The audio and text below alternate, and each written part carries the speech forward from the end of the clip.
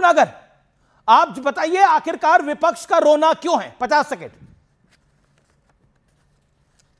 देखिए, so called India गठबंधन की सबसे बड़ी पार्टी कांग्रेस इस पर पूरा रोने रोते रही है, कुछ का कुछ बोलती रही है, और संवैधानिक संस्था है। माननीय सुप्रीम कोर्ट ने आदेश भी दिया, उसका कंप्लायंस करने के बाद सब चीज़ ठीक ठाक चलती रही, फिर भी ये बात करते रहे। और खास करके उत्तर प्रदेश में एक अलग सी बात आई, माननीय अखिलेश यादव जी ने कहा कि बीजेपी का वोट कटा है और हमने तो एक एक वोट बनवाया है। तो हमने आपके टेलीविजन पे भी ये कहा था, भाई आपका स्वागत है, आपको मुबारक हो, पर बाद में जो आपके साथी पार्टी है कांग्रेस और आप फिर बाद में रोने मत रोना। तो आज ये अपनी चीज़ को स्पष्ट करते हैं कि अखिलेश जी ठीक है या कांग्रेस ठीक है या इन्हें अब कोई शिकायत है। जो ये कहते थे कि बीजेपी एनडीए चुनाव आयोग सब मिले हुए हैं, तो अगर ये कह रहे हैं बीजेपी के वोट कटे हैं तो एक चीज़ तो ये झूठे हो गए कि तीन चार महीने से जो देश को पूरा गुमराह कर रहे थे ये गलत थे 100%। ये deem to be admit fact हो गया। और अमीश जी इनसे पूछ लो। Okay, you made your point. 50 second चल। ओके, डॉली शर्मा, सीधी बात है, आप जो नैरेटिव बुन रहे थे वो नैरेटिव ध्वस्त हो गया अपने तरीके से। अमीश जी, चंडीगढ़ मेयर चुनाव आपने देखा था, चुनाव के अधिकारी सीटों पर बैठे हुए, जो यूपी की बात करिए, चंडीगढ़ की बात बहुत हो चुकी है, यूपी की बात कैमरे के सामने कर रहे थे। यूपी बंगाल की बात करिए। मुझे बोलने, अमीश जी मुझे बोलने दीजिए, उसके बाद आप बोलिएगा। आप जब ये बोल रहे थे 1 मिनट भी आप बीच में नहीं, मैं बड़ा रिस्पेक्टफुली आपसे कह रही हूं ये बात। अगर आपको टोकना है मुझे बाद में टोक दीजिएगा। सबसे पहली बात, जब इस तरीके की चीजें होती हैं तो विपक्ष सवाल करेगा। विपक्ष क्यों सवाल ना करे? जब एक ब्राजीलियन महिला 25 वोट डालती है, विपक्ष क्यों ना सवाल करे? जब दिल्ली में वोट डालने वाला बीजेपी का एक नेता बिहार में वोट डालता है, जब पुणे में एक वोट डालने वाली बीजेपी की महिला बिहार में वोट डालती है, जब हरियाणा में एक वोट डालने वाला बिहार में वोट डालता है, विपक्ष क्यों ना सवाल करे? क्यों सवाल नहीं करें हम? और हम पूछें क्यों नहीं? एक भी वोट जो हिंदुस्तान के नागरिक का अधिकार है वो कटना नहीं चाहिए। बस यही तो लड़ाई है विपक्ष की। हम ये कह रहे हैं कि जिसको वोट का अधिकार है उसका वोट नहीं कटना चाहिए। ऐसे माइग्रेंट वर्कर्स जो महाराष्ट्र में काम कर रहे हैं, तमिलनाडु में काम कर रहे हैं, गुजरात में काम कर रहे हैं, अगर उनका वोट कट रहा है, आज अगर किसान घर में ना मिले वोट कट गया, मजदूर घर में ना मिले वोट कट गया, महिला अभी छुट्टियों में मायके चली गई वोट कट गया, तो उनके जिनके वोट कट रहे हैं और उनको वोट का अधिकार है, अगर उनके वोट की अधिकार की लड़ाई हम लड़ रहे हैं तो क्यों ना लड़े? ओके, मलूक नागर 30 सेकंड जवाब। ओके, आपने 50 सेकंड में अपनी बात की। मलूक नागर वो कह रहे हैं महिला मायके जा रही है वोट कट रहा है, कोई छुट्टी पे जा रहा है तो वोट कट रहा है। देखिए, 1952 से 2004 तक कांग्रेस और उसकी साथी पार्टियों ने 21 बार एसआईआर कराया। तो क्या इन्होंने गलत कराया था जो आज इनको गलत लग रहा है? दूसरी बात, जो राहुल गांधी जी कहते हैं जो जिंदे हैं उनकी वोट नहीं है, जो मर गए हैं उनकी वोट है। एक वोट 2-2, 3-3 जगह बनी हुई है, जैसे वहाँ सो कॉल्ड इंडिया गठबंधन के पार्टनर की तेजस्वी यादव जी की थी वहाँ महागठबंधन बिहार में। और चुनाव आयोग वही काम अगर कर रहा है और उसमें चुनाव आयोग संवैधानिक संस्था है और उसमें माननीय सुप्रीम कोर्ट ने आदेश दे दिया है, उसका कंप्लायंस भी करा जा रहा है। संसद में इस मुद्दे को उठाने की बात करी तो संसद में संवैधानिक जो संस्था चुनाव आयोग की बात तो हो नहीं सकती थी। चुनाव में सुधार कैसे हो, संसद में भी पूरा डिटेल में डिस्कशन हो गई है। तो जो राहुल गांधी जी कह रहे हैं वही चुनाव आयोग कर रहा है। फिर इन्हें दिक्कत क्या है? या इन्होंने पहले 21 बार जो कराया इन्होंने गलत करा है, इन्होंने धांधली करी है, चोर की दाढ़ी में तुनका, ये इस पे शक क्यों कर रहे हैं, या इसका स्वागत क्यों नहीं कर रहे हैं? ये इनके साथी पार्टनर हैं अखिलेश जी, उन्होंने कहा है कि चुनाव आयोग ने उत्तर प्रदेश में ठीक काम करा है और उल्टा बीजेपी। ओके, गौरव भाटिया हमारे साथ जुड़ गए लेकिन उनका लिंक ठीक नहीं आ रहा है। ओके, फरास्किद भाई, आप तो खुद गली गली कुछ घूम रहे हैं बताने के लिए, लाल टी शर्ट में, ठंड में, वो भी नहीं।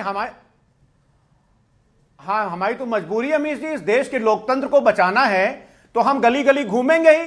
क्योंकि जिस तरह से जब हमने अपने ईवीएम की रक्षा की तो हम इस देश की सबसे बड़ी पार्टी उत्तर प्रदेश में बने, तो भारतीय जनता पार्टी के हथकंडों को हम लोग लोकतांत्रिक तरीके से फेल करेंगे क्योंकि हम लोकतंत्र में बिलीव करते हैं। एक बड़ी इंपॉर्टेंट बात हुई अमीश जी, अब आप सुनिएगा, आपको मजा आएगा। देखिए, अभी आपने एक शानदार अपना शुरुआती एड्रेस दिया जिससे आपने सब कुछ क्लियर कर दिया। आपने अभी यह बोला कि एसआईआर से पहले उत्तर प्रदेश में 15 करोड़ 44 लाख वोटर थे। बैंग ऑन, मैंने मान लिया। उसके बाद में अब आप ही ने भी ये बताया कि इलेक्शन कमीशन ये बोल रहा है कि अब जो है वो 2 करोड़ 90 लाख वोटर्स कम हो गए, यानी 12 करोड़ 55 लाख वोटर्स अब यहां पर रह गए। तो इसका मतलब क्या हुआ कि उत्तर प्रदेश में क्या हर 5वां वोटर फर्जी था?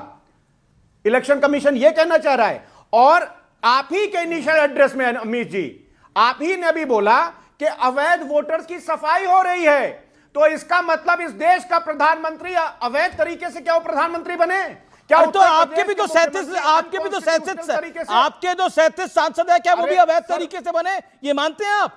अपने 37 को मानिए, प्रधानमंत्री को भी अवैध मानिए। मैंने ये नहीं कहा, आपने बोला अभी। यू जस्ट सेड, तो ये कहा नहीं, यू जस्ट सेड।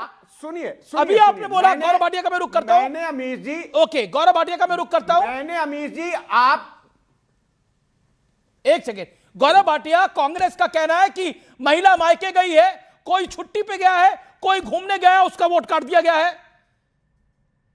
और समाजवादी पार्टी कह रही है कि हमें गली गली कूचे कूचे घूमना पड़ रहा है लोकतंत्र को बचाने के लिए। जो गुजरात में, जो महाराष्ट्र में काम कर रहे हैं, मैंने वो माइग्रेंट वर्कर्स के बारे में भी बोला है। ओके, गौरव भाटिया, देखिए, महिला मायके गई है, इनको चिंता हो रही है, लेकिन देश को चिंता ये ज्यादा हो रही है कि नेता प्रतिपक्ष कभी कोलंबिया, कभी थाईलैंड, कभी मलेशिया, कहां कहां चला गया और वापस नहीं आता है।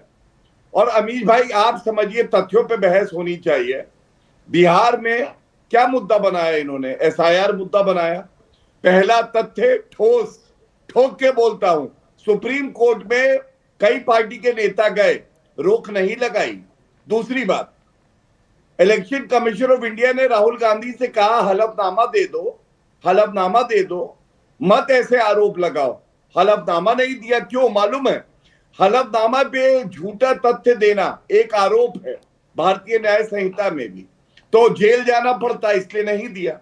तीसरी बात, आपने बिल्कुल सही बात कही, इंडी अलायंस के उमर अब्दुल्ला इनसे क्यों नहीं सहमत है, सुप्रिया सुले क्यों नहीं सहमत है? तो अब बात ये आती है, ये लोग कर क्यों रहे हैं ये सब?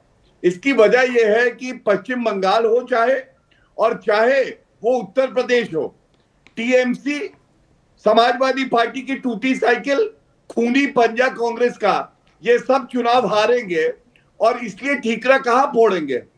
क्या राहुल गांधी को बताएंगे? ओके, जवाब ले लेते हैं फराज भाई से, जवाब ले लेते हैं। खूनी पंजा और टूटी साइकिल। ओके फराज भाई, ओके, साइकिल आपकी टूटी हुई है, जनता आपसे रूठी हुई है। जवाब मैं देखिए अमीश जी, मैं जवाब देना चाहती हूँ। अरे आपके सहयोगी, अच्छा आप दोनों में भी कंपटीशन है, आपके सहयोगी सपा बोल रही है भाई। फराज भाई बोलिए आप।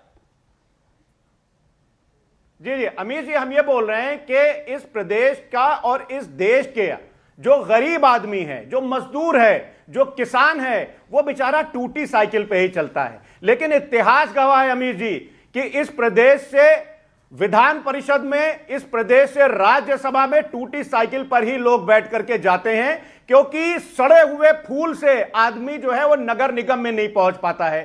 टूटी साइकिल पर ही बैठ करके लोग विधायक हो जाते हैं, मंत्री हो जाते हैं, लेकिन सड़े फूल से कोई भी आदमी जिला पंचायत का मेंबर तक नहीं हो पाता है। तो हमको तो नाज है कि मजदूर की साइकिल टूटी, किसान की साइकिल टूटी, हमें नाज है कि हमारी टूटी साइकिल। ओके गौरव भाटिया, टूटी साइकिल, इनकी साइकिल टूटी नहीं है, फूल सड़ा हुआ है। ओके, फूल सड़ा हुआ है, लेकिन बताया नहीं आपने कौन सा फूल सड़ा हुआ है। फूल कई सारे होते हैं।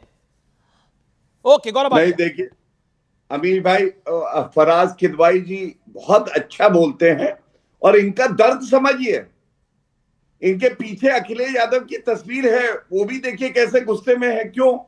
2014 में साइकिल टूट गई, 2017 आया तो हमने देखा उसका टायर पंचर हो गया, 2019 आया तो उसका हैंडल निकल गया, 2024 आया तो फिर से मोदी जी तीसरी बार प्रधानमंत्री बने, जो डंडे पे सीट थी वो भी हटा दी गई।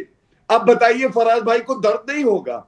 और जहां तक कमल की क्या बोलते हैं, सीट हटा दी गई, फराज भाई को दर्द नहीं होगा? मतलब बिना अब मतलब सोच के देखिए, साइकिल में अगर सीट नहीं है और कोई साइकिल चला रहा है तो क्या मतलब, ये भी आप ऐसे बात कर देते हैं। Okay okay.